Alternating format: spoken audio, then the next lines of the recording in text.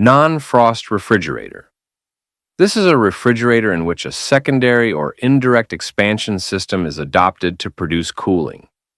In a complete refrigeration system, the evaporator is cooled first.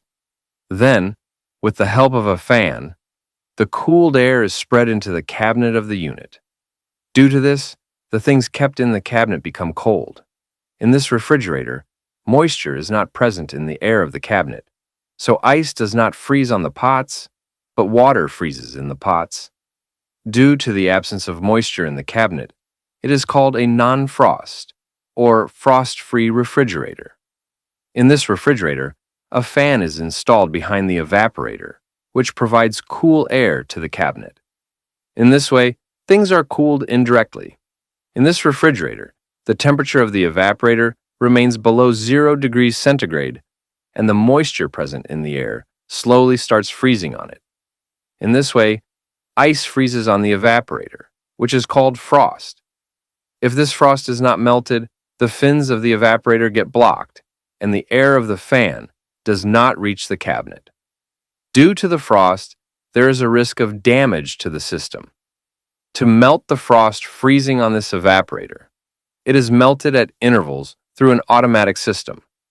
An automatic defrost timer is used to turn the defrost heaters on or off in non-frost refrigerators.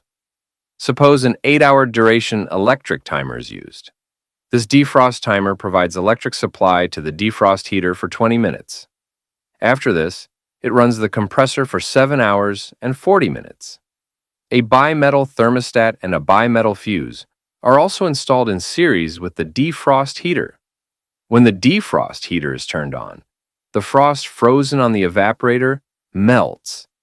If defrosting is not required, the bimetal thermostat does not turn on the supply of the defrost heater.